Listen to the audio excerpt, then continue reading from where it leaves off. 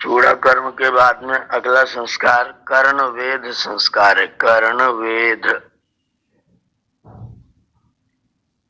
लिख रहे ऋषिवर, कर्ण वेदो वर्षे तृतीय पंचमेवा। कर्ण वेद जीवन के जन्म के तृतीय वर्ष में अथवा पंचम वर्ष में करना चाहिए। जो दिन कर्णवा नासिका के वेद का ठहराया हो उसी दिन बालक को प्रातःकाल शुद्ध जल से स्नान और वस्त्रालंकार धारण करा के बालक की माता यज्ञशाला में लावे। पृष्ठ 9 से 37 तक लिखा हुआ सब विधि करे। मैंने पूरा सामान्य प्रकरण दैनिक अग्निहोत्र सब संपन्न करे। सब यज्ञ संपन्न करके दैनिक अग्निहोत्र अपना पूरा सामान्य प्रकरण तक सारी विधि में स्वस्ति वाचन शांतिकरण दैनिक अग्निहोत्र और सर्वमोहि पूर्णम स्वाहा तक संपूर्ण विधि है। तो यज्ञ की संपूर्ण विधि करने के बाद बालक के सामने कुछ खाने पीने का रख दें जिसमें उसका मन लगा रहे, और उसके बाद में मंत्र पढ़ करके और फिर बालक के कर्ण का वेदन किया जाए। कर्ण का वेद करने के लिए चरक सुश्रुत वैद्यक ग्रंथों के जानने वाले सद वैद्य के हाथ से, जो आयुर्वेद की पद्धति को समझता है, ऐसा व्यक्ति हाथ से कर्ण व नासिका वेद करावे कि जो नाड़ी आदि को बचा के वेद कर सके। कौन सी नाड़ी में करना है, कौन सी नाड़ी में नहीं करना है, कहां पर वो कर्णवेद होना चाहिए, उसकी व्यवस्था को देखते हुए कर्णवेद करना चाहिए। आजकल जो हमारी बेटियों का कर्णवेद होता है उसमें वैद्य तो कोई नहीं होता है, वो कोई स्वर्णकार लोगों को बुला करके करवा दिया जाता है, और वो आभूषण पहनने के उद्देश्य से किया जाता है। हमने इसको आभूषण के उद्देश्य से बना दिया, इसीलिए बालिकाओं का तो होता है, बालकों का बंद हो गया। और जो बालिकाएं इन सब चीजों को टिटिम्मा मानती हैं उन्होंने भी कान छिदवाना बंद कर दिया। जबकि ये कर्ण वेद जो था वो आयुर्वेदिक इलाज था, आयुर्वेदिक व्यवस्था थी। किसी व्यक्ति को कहें कि जिधर से सूरज की किरणें पड़ रही हूं, सूर्य की किरणें जिधर से पड़ती हूं, तो सूरज की किरणें सीधे कान पर पड़े और आप इधर की साइड से, इसके बैक साइड से कान को थोड़ा सा खींच करके जब देखेंगे तो वहां पर बाकायदा कहां पर कर्णवेद होना चाहिए उसके लिए गांठ जैसी बनी हुई है। और वो यहां नहीं होता जहां हम लोग आभूषण पहनते हैं, वो कान के बीच में मुख्य स्थान पर होता है। तो वो नाड़ी वेदन है वास्तव में। उस नाड़ी को यदि ठीक से वैद्य जानकार व्यक्ति उसका कर्ण वेद करे, जहां पर वो ईश्वर ने व्यवस्था बना रखी छिद्र करने की, वहां करे।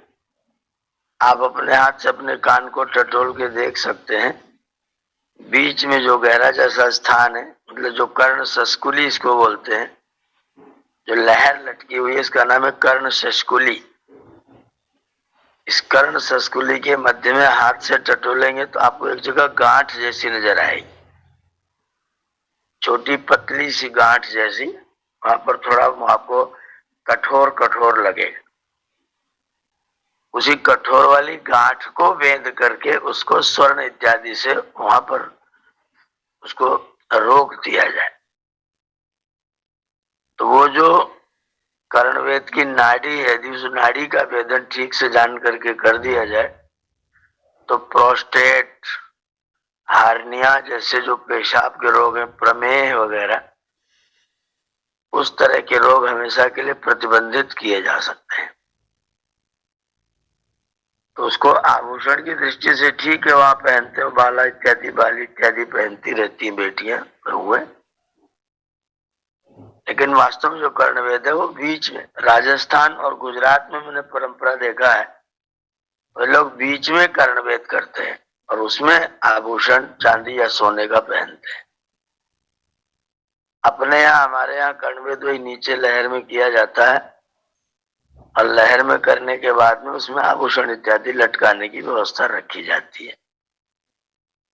जो स्थान नाड़ी का है वेदन करने वाला, वो कान में होता है, वो गांठ जैसी बनी हुई होती है, उस गांठ के वेदन की व्यवस्था वहां पर की गई है। और वो वैद्य लोग जो नाड़ी विद्या को जानते हैं, वे लोग बच्चे का स्थान निर्धारित कर सकते हैं कि इसका कर्णवेद यहाँ पर हो। वो हो सकता है गांठ इधर उधर अगल बगल दाएं बाएं हो, तो वैद्य लोग ही उसको देख करके उसका कर्णवेद कराते हैं। स्वामी जी ने इसलिए लिखा है कि मंत्र को पढ़कर चरक सुश्रुत वैद्य ग्रंथों के जानने वाले सद वैद्य के हाथ से कर्ण व नासिका भेद करा। तो पुत्र का भी कर्णवेद हो, पुत्री का भी कर्णवेद हो। और कर्णवेद जीवन की सुरक्षा के लिए, ब्रह्मचर्य के पालन के लिए, अपने मूत्र संस्थान को, पाचन संस्थान को दुरुस्त रखने के लिए, उस गांठ को छेदने की व्यवस्था, कर्णवेद की व्यवस्था वैज्ञानिक रीति से लिखी गई है। तो उसका ध्यान करते हुए कर्णवेद की व्यवस्था करनी। इसमें मंत्र स्वामी जी ने दिया है, भद्रम कर्णे भी शृणुयाम देवा, हे देवा वयम कर्णे भी भद्रम शृणुयाम। हे विद्वान लोगो, हे ज्ञानी लोगो, ऐसे भद्र वचन बोलो जिसको हम अपने इन कानों से सुने। कभी ऐसा अवसर ना आए कि हमको अभद्र वचन सुनने पड़े। भद्रम कर्णे भी शृणुयाम देवा, भद्रम पश्येम, हम यजत्र बन जाएं। यजत्रामन यज्ञंत्रायन्ते, जो यज्ञ की रक्षा करते हैं, यज्ञ को जीवित रखते हैं, अपने घरों में यज्ञ की व्यवस्था को बना करके रखते हैं, आहिताग्नि बनते हैं। ऐसे हम यजत्र बने और यजत्र बन करके अक्षभी भद्रम पश्येम, अपनी इन इंद्रियों से, अपनी इन आंखों से दूसरों के कल्याण की बात देखें, दूसरों के हित की बात देखें। स्थिरैः अंगैः तुष्टुवांसा, स्थिरैः अंगैः तुष्टुवांसा, स्थिरैः अंगैः तुष्टुवांसा। अपने शरीर के स्थिर अंगों के कारण हम संतुष्ट रहें। तुष्टुवांसा माने संतुष्ट रहने वाले, और तुष्टुवांसा का दूसरा अर्थ होगा स्तुति करने वाले। स्थिर अंगों के साथ रहते हुए हम परमात्मा की स्तुति, उसका गुणगान करने वाले बने। तनु भी यत आयु देवहितम तद व्यशेमहि, अपने शरीरों के द्वारा जो हमारा आयु देवहित है, देवों का, विद्वानों का हितकारी है, श्रेष्ठ विद्वानों के सेवा सत्कार, उनके सत्संग में जिसका समय लगता है, उस आयु का नाम है देवहितम। जो देवहित आयु है, उस देवहित आयु को हम लोग अपने लिए प्राप्त कर, अर्थात हमारा सारा कार्य दैवी होना चाहिए।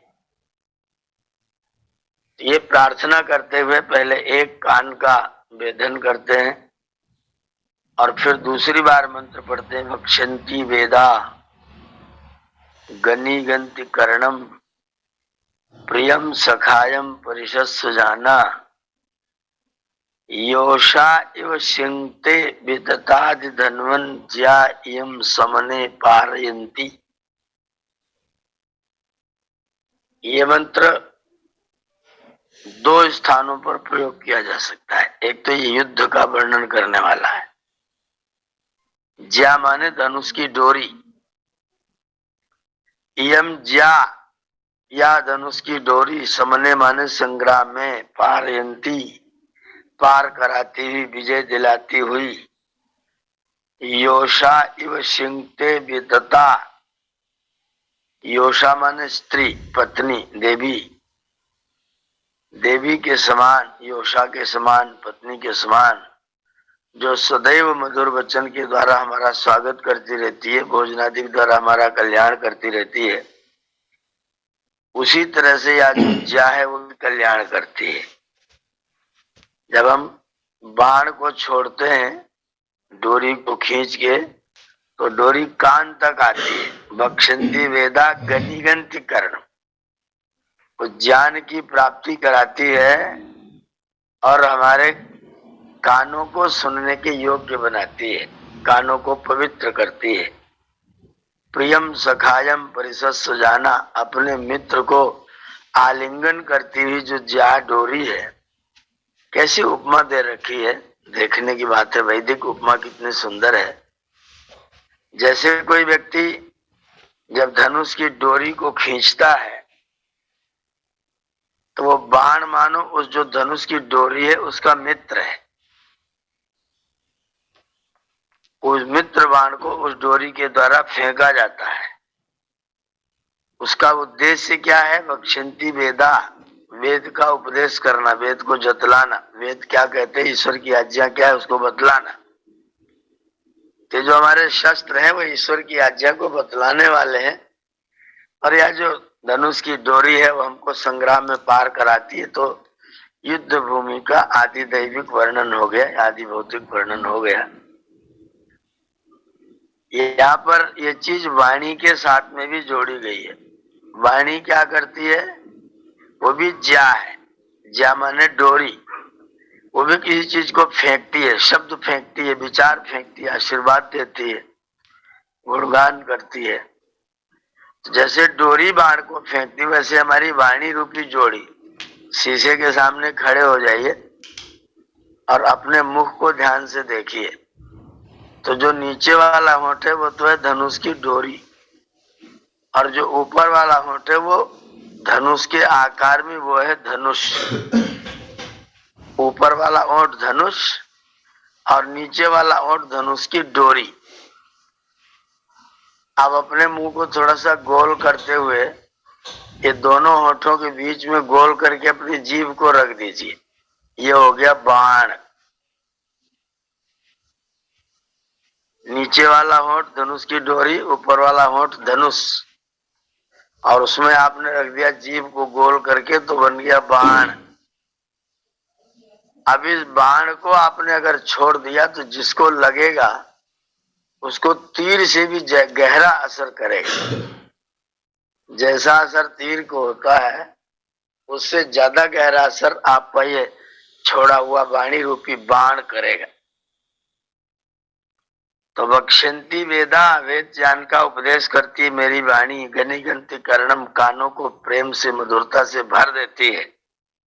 प्रियम सखायम, अपने प्रिय सखा का आलिंगन करती है। वाणी का प्रिय सखा कान है, वाणी का प्रिय मित्र कान है। तो अपने कान, अपने मित्र को परिसंजन करती है, उसको जाके आलिंगन कर लेती है, उसमें जाकर के बात घुस जाती है। योषा इव सिंहते विदता, धनवन या योषा के समान सब तरह से आनंदित करने वाली वाणी होती है। वाणी जो होती है वो सब ओर से आनंद करने वाली होती है। ज्या इयम समने पारयंती, और या जो ज्या है, या जो वाणी रूपी बाण है, हमको बड़े बड़े संग्राम में विजय दिलाता है। तो मंत्र पढ़ते हुए बच्चे के कान में डाला जा रहा है कि बेटा तुम्हारा काम है दूसरों के कान को भद्रता से भर देना, दूसरों के कान को सुंदर वचनों से भर देना। कभी अशुद्ध कुवचन, दुर्वचन आपके मुख से न निकले जो किसी को कष्ट पहुंचाए। तुम अपने शब्दों के द्वारा दूसरे के कानों को पवित्र कर देना। ऐसी व्यवस्था करना कि तुम जब भाषा बोलो, जो शब्द बोलो, तो दूसरों के कान में मिश्री से घोलते नजर आए, व्यक्ति प्रसन्न हो जाए आपके इन शब्दों के प्रयोग से। ये दोनों भावनाएं करते हुए वाम कर्ण का और दक्षिण कर्ण का, दाहिना और बायां, तो पहले दायां का किया, फिर बाद में बाएं का किया। दोनों कानों में एक एक मंत्र पढ़ करके और फिर उनका वेदन कराया गया। तत्पश्चात वही वैद्य उन छिद्रों में शलाका रखे कि जिससे छिद्र पूर्ण न जाए। कोई छोटी सी शलाका, उसमें डंडी छोटी पतली धातु की बना के रखी जाए, जो कान में पहना दिया जाए, जिससे वो कान का छिद्र मूंदने भी ना पाए, ढपने न पाए, और उसमें जो वस्तु है वो आपको प्राप्त हो जाए। तो जो कान का छेद किया गया है वो बंद ना हो जाए, उसमें एक सोने की सलाका छोटी पतली लेकर के उसको डाल देते हैं, या तार होता है प्राय, वो तार गोल करके छिद्र से बांध दिया जाता है। छिदना और ऐसी औषधि इस पर लगावे कि जिससे कान पके नहीं। हमारे गांव में सवेरे सवेरे की ओस, जब कान छेदा जाता था तो लोग उसको कान में लगाते थे। दूब जो होता है वो छिद्र भरने का, घाव भरने का बहुत दिव्य औषधि है। दूरबा, दूब, किसी व्यक्ति को तुरंत चोट लगे, दूब को मुंह से ही चबा करके घाव पर बांध दीजिए, तो तुरंत उस खून को रोक देता है और घाव जल्दी से भरता है। दूब का एक गुण है। तो उस पर दूब का पानी लोग, हमारे पूर्वज लोग, वैज्ञानिक लोग करते थे, व्यक्ति लगाता था, उसको लड़कियां लगाती थी। अभी सोने का वो पहन करके उसमें कुछ ऐसी चीज लगा दिया जाए जिससे कि वो पकड़ने न पाए, इसके लिए औषधि कर दिया जाए। ये स्वामी जी ने यहाँ पर विधान किया हुआ है कर्णवेद संस्कार करने। तो इसका उद्देश्य शारीरिक स्वास्थ्य है, बौद्धिक स्वास्थ्य है। शारीरिक और बौद्धिक दोनों तरह के स्वास्थ्य को ध्यान में रखते हुए इस संस्कार की व्यवस्था महर्षियों ने की है, कर्णवेद की व्यवस्था की है। आज हम लोगों ने बच्चों का करना बंद कर दिया।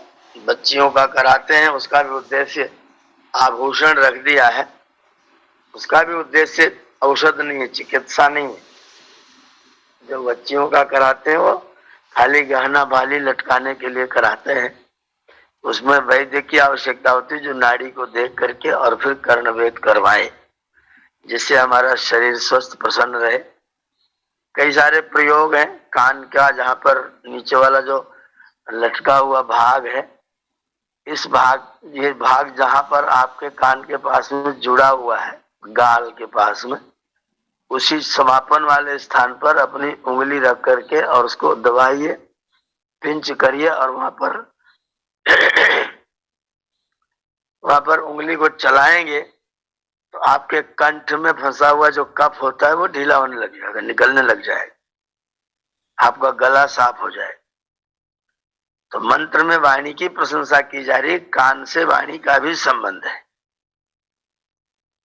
कान की नसें वाणी की नसों के साथ में जुड़ी हुई है।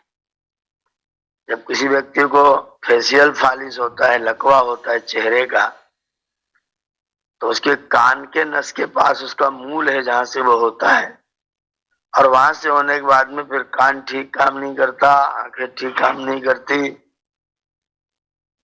मुख ठीक काम नहीं करता।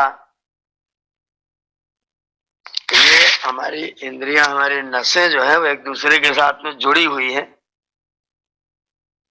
तो ये चिकित्सा के रूप में है, इसकी एक चिकित्सा पद्धति है ये। इसके लिए कर्णवेद संस्कार की व्यवस्था की हुई है। इसके द्वारा चिकित्सा की जाती है।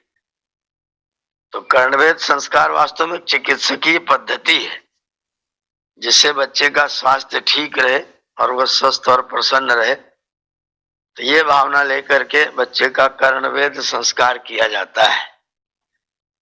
आजकल वो परंपरा नहीं, दूसरे रूप में चल रही है। वो परंपरा खाली श्रृंगार मात्र के लिए रह गई है। तो उस परंपरा को हम लोग सुरक्षित करें, और बेटे बेटी दोनों का ही कर्णवेद संस्कार होना चाहिए। बच्चे बच्चियों दोनों का ही कर्णवेद किया जाना चाहिए, ऐसा ही ऋषि का निर्देश है। उसमें कोई भेदभाव नहीं करना कि बेटियों का नहीं कर, बेटियों का करना, बेटों का न करना। वो दोनों का ही होना चाहिए, चिकित्सीय पद्धति के अनुसार होना चाहिए। बच्चों के स्वास्थ्य के लिए, उनकी वाणी के लिए, वाणी के माधुर्य के लिए, वाणी के माधुर्य के लिए भी उसकी आवश्यकता है। उससे वाणी मधुर होती है, शब्दों पर अपना नियंत्रण रहता है। तो ये प्रक्रिया दोनों के लिए ही, बालक बालिकाओं के लिए किया जाना चाहिए। ऐसा ही विधान शास्त्रों के द्वारा है।